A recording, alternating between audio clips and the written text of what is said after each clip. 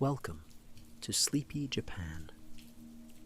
Tonight, we drift together into a quiet story from Japan, a tale shaped by stillness, tradition, and the soft rhythm of night. Before we begin, take a slow breath in and exhale gently. Let your shoulders loosen. Let your hands rest. Let your thoughts begin to settle as the world around you softens into calm. Imagine a peaceful evening, light from a simple paper lantern drifting across the room, a cool breeze moving just beyond the window. And in the distance, a single temple bell echoing through the night. Each sound carries you deeper into rest. There is nothing you need to do now, nowhere you need to be. Just breathe and let the night open gently around you. Feel peace moving through your body, from your chest to your shoulders, to the quiet rhythm of your breath. The world outside grows silent. Only the sound of your breathing remains, and the soft promise of dreams waiting to unfold. Now, as the moon rises above the hills, and the night deepens, let us begin tonight's story. The Prince and the Badger.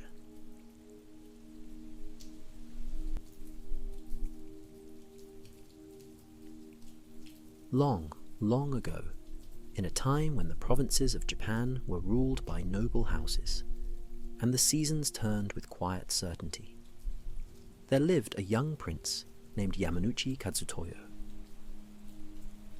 He was the son of the Lord of Tosa, a domain where the mountains met the sea, and the rivers ran clear and cold through valleys of pine.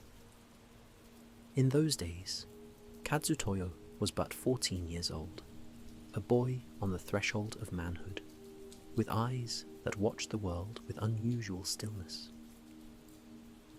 His father's castle stood upon a hill, its white walls catching the morning light, while below, the town spread out like a quilt of tiled roofs, each one sheltering the lives of farmers and artisans, merchants and monks. The young prince had a passion that consumed his free hours, a love of fishing that drew him again and again to the river's edge, where the water moved in patterns older than memory. He would rise before dawn, when the mist still clung to the valleys, and make his way down the stone paths, past the sleeping houses, to the banks where the willows grew. There, in the half-light before sunrise, he would cast his line into the moving water and wait, as patient as the herons that stood in the shallows. His father watched this devotion with mixed feelings, for a prince had many duties: lessons in calligraphy and the classics, the study of warfare and governance. Yet there was something in the boy's stillness by the water that suggested depths the old lord could not quite fathom. One day in late summer, when the air hung heavy with the promise of rain, Kadzutoyo asked permission to go fishing once more. His father nodded his consent, and so the young prince set out, accompanied only by a single retainer, a man who had served the family for many years. They walked together through the town, past the morning markets where vegetables gleamed with dew, past the temple where incense smoke rose in thread-like wisps, and down to the river that curved like a silver ribbon through the land. The fishing was good that day, unusually good, as if the river itself wished to gift them with abundance. Fish after fish took the bait, their scales flashing as they broke the surface, and the retainer's basket grew heavy with the catch.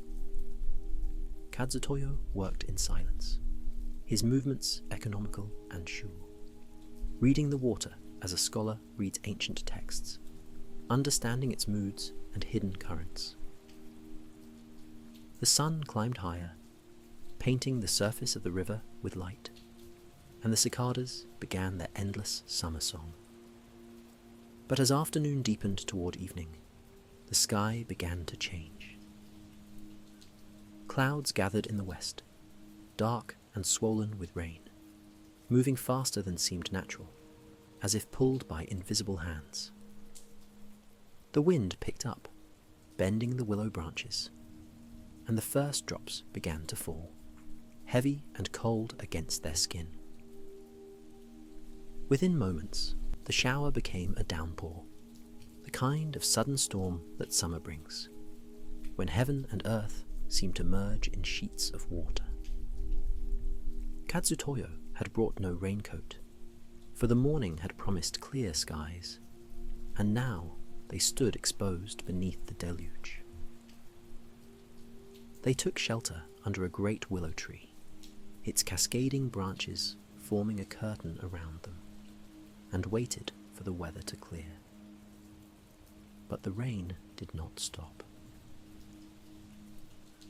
The sky grew darker still, the colour of wet stone, and water poured from the heavens as if some celestial dam had broken. The retainer shifted his weight, the basket of fish growing heavier, and glanced at his young master. Kadzutoyo stood motionless, watching the rain transform the world, turning the river path into a stream, the fields into mirrors of sky. Finally, he turned to his companion and said, his voice quiet but certain, "This rain will not stop soon. We should make for home." And so they set out, pulling their thin summer robes close, stepping carefully along the muddy path. As they walked, night began to fall, the darkness coming early under the storm clouds, and the world narrowed to the few feet they could see before them. Their road led along a high embankment, a raised path between the rice fields, where during the day one could see for miles, but now was reduced to shadows and the sound of falling rain. They had walked for some time, their clothes heavy with water, their feet cold in their wooden sandals, when suddenly they saw something ahead. At first it was just a shape, a darkness against darkness, but as they drew closer, they perceived it to be a figure. A girl, sitting by the side of the path, her shoulders shaking. She was weeping. The sound of her sobs carried even through the rain, a keening that spoke of deep distress. The retainer stopped, his hand moving instinctively to his sword, for it was strange indeed to find anyone, especially a young woman, alone in such a place, in such weather, at such an hour. But Kadzutoyo said nothing, only stood, watching, his face unreadable in the darkness. The retainer peered more closely, and as his eyes adjusted, he saw that the girl was young, perhaps 16 years of age, and that her face, even streaked with tears, was remarkably beautiful. Her features were delicate as porcelain, her hair long and dark as a moonless night, and there was something about her, some quality of ethereal loveliness, that seemed almost too perfect, too complete. The retainer, touched by both pity and fascination, stepped forward.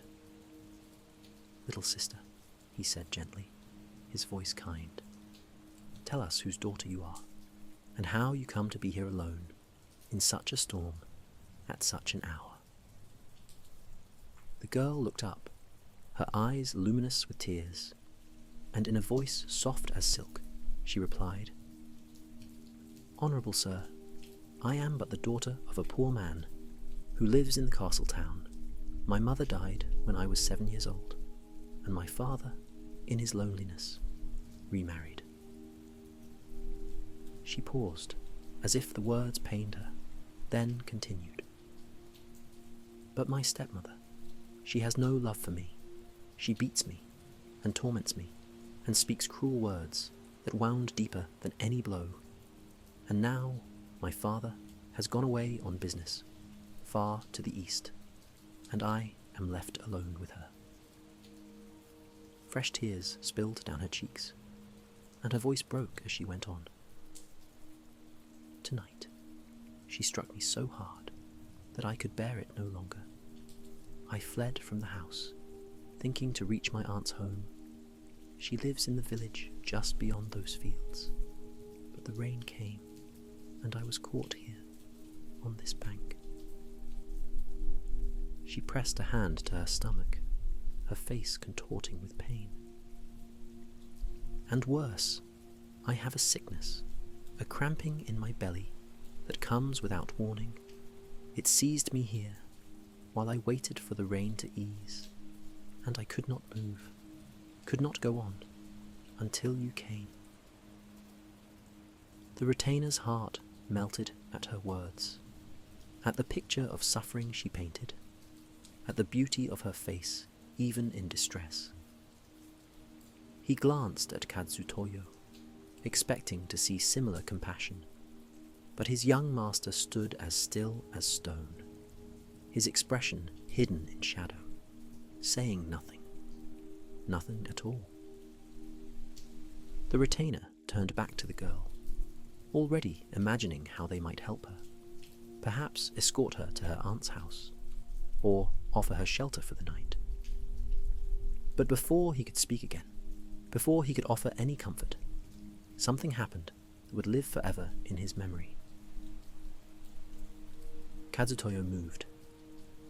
It was not a slow movement, not a moment of deliberation, but swift, certain, absolute. His hand went to his sword. The blade sang free from its scabbard, and in one clean motion, executed with perfect form, he cut off the girl's head. The retainer stood frozen, unable to believe what he had just witnessed, the basket of fish falling from his nerveless hands. "My lord," he gasped, his voice strangled with shock.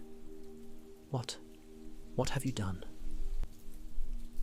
He stared at the body, at the head lying separate on the muddy path, at his young master standing with blade still extended, rain washing the steel clean. "This is murder," the retainer cried, his words tumbling out in panic. "The killing of an innocent girl. This will bring terrible consequences. Her family will demand justice. The authorities will not overlook this deed. My lord, what madness possessed you?"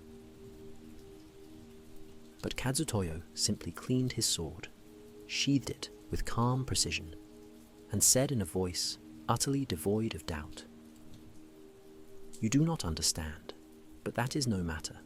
Only tell no one of what happened here. That is all I ask." And with that, he turned and continued down the path, as if nothing extraordinary had occurred, as if the rain still fell, and that was the only thing worth noticing. The retainer, his mind reeling, hurried after him, leaving the body and the basket of fish behind in the darkness. They walked home in silence. The storm continued, the rain falling harder, if anything, and the path seemed longer than the retainer remembered. His thoughts churned like the muddy water in the ditches, trying to make sense of what he had witnessed, trying to reconcile the calm, studious boy he knew with the swift violence of that single stroke. Had the young prince gone mad? Was this some terrible lapse in judgment, some cruel impulse that would destroy them all? Or, and this thought troubled him even more. Had there been method in it? Some reasoning he could not fathom. When they reached the castle, Kadzutoyo bid his retainer good night and retired to his chambers. Within moments, he was asleep, his breathing deep and even, undisturbed by guilt or fear. But the retainer could not rest. He paced his room, then the corridors, the weight of what he had witnessed pressing down upon him, until finally he could bear it no longer. He made his way to the chambers of the old lord and lady, Kadzutoyo's parents, and requested an urgent audience. They received him at once, sensing from his manner that something grave had occurred.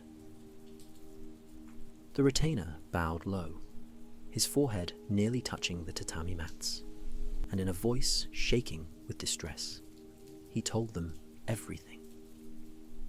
He described the fishing trip, the sudden storm, the girl on the embankment, her tale of woe. And then, struggling to find the words, he recounted how their son, their young prince, had drawn his sword and killed her, without warning, without mercy. "I know he commanded me to silence," the retainer said, his voice breaking. "But I cannot keep such knowledge from you. I cannot let this deed remain hidden. You must know what has occurred." The old lord's face turned ashen. His wife, the lady of the castle, covered her mouth with her hand, her eyes filling with tears. For a long moment, neither could speak, the horror of it settling upon them like a physical weight. Then the old lord rose, his movements stiff with shock and grief, and together with his wife, they made their way to their son's chambers.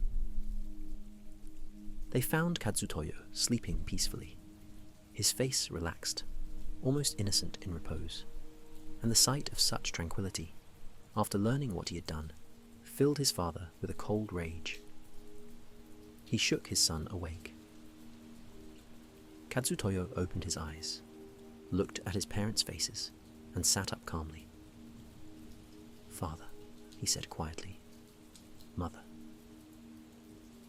But before he could say more, his father drew his own sword, and when he spoke, his voice trembled with barely contained fury. "How dare you?" the old lord said, each word falling like a stone. "How dare you kill another man's daughter without cause?" Tears ran down his weathered face, tears of rage and shame and sorrow.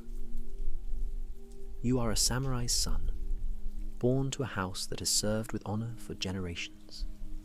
And the duty of the samurai is clear, written in every text, taught from childhood. We exist to protect the people, to guard the weak, to serve justice."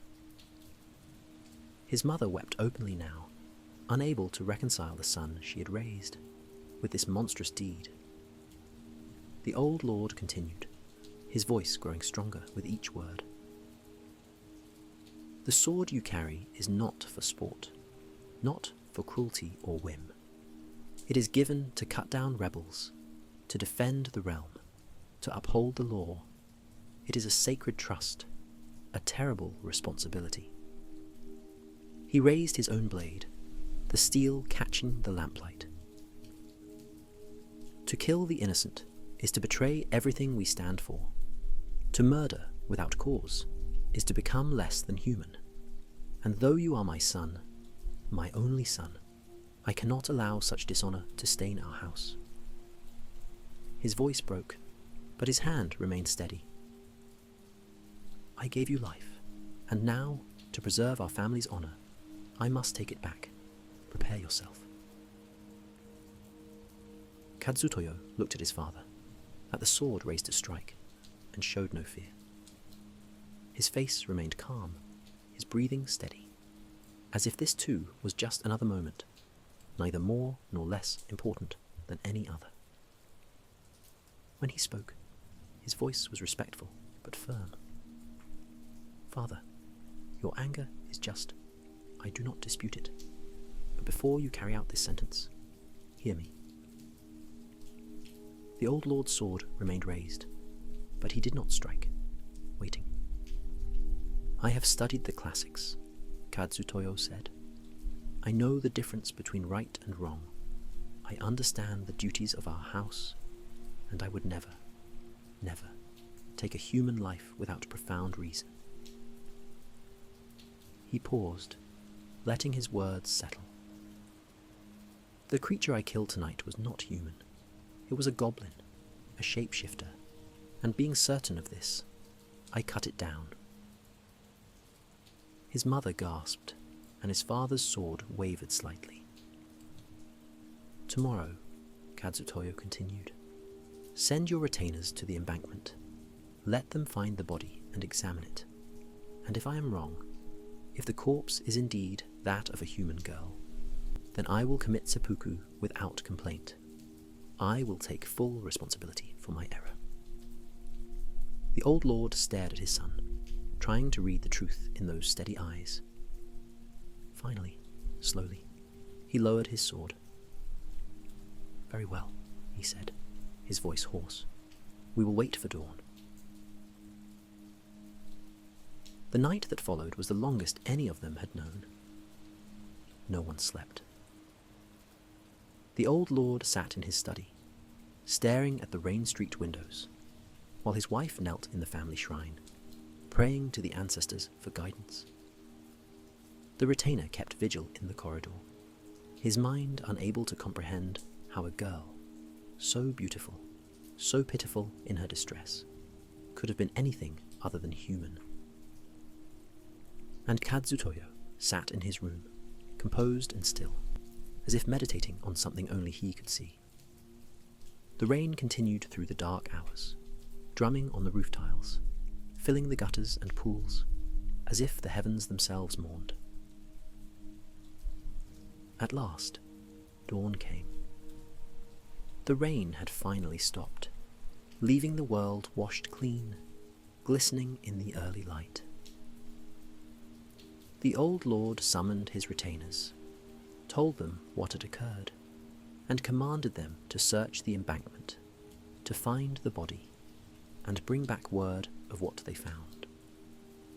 He himself prepared to go, despite his wife's pleas that he spare himself the sight.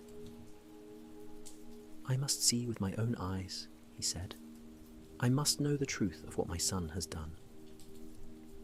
And so they set out, a solemn procession, following the path that Kadzutoyo and his retainer had taken the night before. The morning was fresh and cool, the fields steaming slightly as the sun warmed the wet earth, and everything seemed peaceful, ordinary. But as they approached the embankment, the old lord's heart grew heavier, dreading what they would find. They climbed the raised path, their sandals squelching in the mud, and there, just as the retainer had described, they saw it. But it was not a girl's body that lay by the roadside. It was a badger. A huge badger, larger than any they had ever seen, its thick fur matted with mud and rain, its head severed cleanly from its body, lying several feet away in the grass. The retainer stumbled forward, falling to his knees, staring at the creature in disbelief. But, he stammered. Last night, I saw she was a girl, young, beautiful. Her voice, her tears, everything. He looked up at the old lord, his face pale with shock. How could this be? The old lord stood silent, gazing down at the dead badger, his mind struggling to comprehend. Stories of such creatures were common enough. Tanuki and kitsune, badgers and foxes, spirits of the wild that could take human form, that delighted in trickery, in leading travellers astray. But to encounter one in truth, and more, to have his son recognise it for what it was, through whatever dark magic it had woven. the old lord felt a chill that had nothing to do with the morning air. He turned to his retainers, his voice quiet but clear. "Return to the castle, inform my son that I would speak with him, and tell my wife that all is well." When they returned, the old lord went immediately to Kadzutoyo's room. His son was waiting, seated in formal position, his back straight, his hands resting on his knees. The old lord knelt before him, and for a long moment said nothing. Then, quietly, he spoke. "I have seen what you killed. It was indeed a badger, a creature of deception, but my retainer saw a girl, as did you, at first, yet somehow you knew the truth." He paused, searching his son's face. "How?" Kadzutoyo smiled slightly, the first expression he had shown since the night before. "It is true," he said, "that I saw a girl, just as the retainer did. The illusion was perfect, nearly perfect." He shifted slightly, as if settling into a story. "But there were things that did not fit, small things that whispered of wrongness." His father leaned forward, listening intently. "First," Kadzutoyo said, "was the strangeness of finding anyone there at all. A young girl, alone, far from any house, on a dark embankment, in the middle of a storm." He held up a finger. Unusual, but perhaps explainable, her story of the cruel stepmother, the distant aunt, it could have been true. He held up a second finger. Second was her beauty. It was too perfect, too complete, like something from a painting, not from life. Real people have small flaws, tiny asymmetries that make them genuine. His father nodded slowly, beginning to understand. "But still," Kadzutoyo continued, "this too could be chance. Some girls are indeed remarkably lovely." He held up a third finger, and his voice grew more certain. "But the third thing that could not be explained, the rain had been falling for hours, heavy, unceasing. Everything was soaked, the ground, the trees, our clothes. Water ran in rivers down every surface." He paused for emphasis. Yet her clothes were completely dry. The old lord drew in a sharp breath. "Not damp," Kadzutoyo said, "not even slightly moist, but perfectly dry, as if she stood under shelter. Yet she claimed to have been on that exposed bank, suffering with her illness for some time." He lowered his hand. That could not be. No human sitting in that rain, for even a few moments, could remain dry. His father's eyes widened with understanding. "The creature had woven a perfect illusion," Kadzutoyo explained. "The appearance, the voice, the tears, the story, all of it calculated to inspire pity, to lower our guard. It saw the fish in the retainer's basket, and wanted them, or perhaps it simply delighted in mischief, in leading us astray, in causing harm." He met his father's gaze directly. "But in crafting its disguise, it forgot one small detail, that if it claimed to have been in the rain, it needed to look as if it had been in the rain. And so I knew, and so I struck." The old lord sat back, his mind reeling with admiration and something close to awe. His son, his 14-year-old son, had seen what a seasoned warrior had missed, had reasoned where others would have acted on emotion, had possessed the clarity and courage to act on that reasoning. "You have shown remarkable wisdom," the old lord said softly, "and remarkable strength of will, to see truth through deception, to act when others would hesitate." He paused, then continued with great solemnity. "These are the qualities of a true leader, of one who can protect his people, not just with strength of arm, but with keenness of mind." He bowed his head, a gesture of profound respect. "I am old," he said, "and my eyes grow dim, not just in body, but in spirit. I can no longer see as clearly as I once did."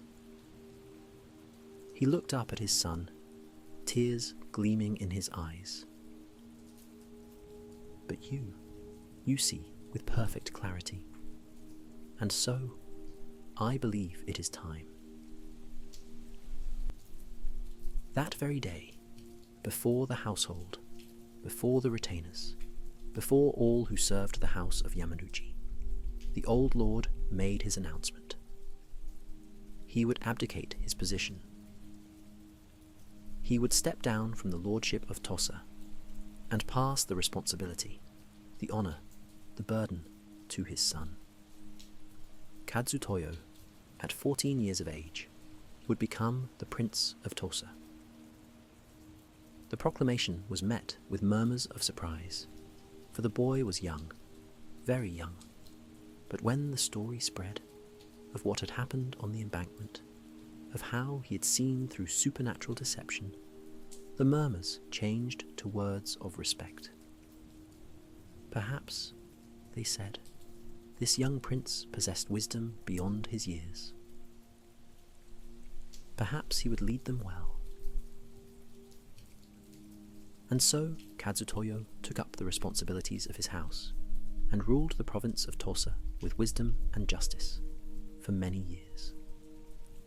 He never forgot the lesson of that rainy night, that appearances can deceive, that beauty can hide danger, and that truth must be sought not with the eyes alone, but with the mind, the heart, the spirit. He taught his retainers to observe, to question, to look beyond the surface of things, and under his rule, the people prospered. The story of the prince and the badger was told and retold, passed down through generations, a reminder that wisdom is not a matter of age, but of seeing clearly, of thinking deeply, of having the courage to act on what one knows to be true. And in time, the embankment where it happened became a place of quiet pilgrimage, where people would come to remember that the world is not always what it seems, that danger can wear the face of innocence, and that true protection comes not just from the sword, but from the wisdom to know when, and when not, to draw it. The willows still grow there, their branches trailing in the wind, and if you walk that path on a rainy evening, when the light is failing, you might pause and remember. Remember that appearances deceive, that small details reveal great truths, and that wisdom, real wisdom, sees what others overlook. And so the seasons turned, spring following winter, summer giving way to autumn, and the stories continued, passed from grandmother to grandchild, from teacher to student, from one traveller to another on a darkening road. Stories of how the world is filled with mystery, of how spirits walk among us, wearing faces we might recognize, speaking words we might believe, and of how, sometimes, one person sees clearly when all others are blind. The rain falls now as it fell then, washing the paths clean, feeding the rice fields, filling the rivers that flow to the sea. And somewhere, in the mountains of Tosa, the badgers still live their secret lives, clever and wild and free. They remember, in their own way, the one who saw through their tricks, and they are more careful now, more subtle in their mischief. Or perhaps they are not. Perhaps they still test us, appearing in forms that tug at our hearts, speaking words that lower our defences, waiting to see if we will notice the one small thing that is not quite right. The night deepens now, and the old tales settle around us like falling snow, each one a gift from those who came before, each one a light against the darkness. And in these stories, we find ourselves. We find the wisdom we need to walk through a world of shadows and light, where things are not always as they seem, but truth, patient and eternal, waits for those with eyes to see it. So sleep now under the shelter of these ancient words, under the protection of wisdom passed down through countless generations. Sleep, knowing that clarity is possible, that truth can be found, that even in darkness and deception there is a path forward. The willows bend, the rain falls, and the night holds us gently. All is well, all is as it should be, and peace, like a soft rain, settles over everything.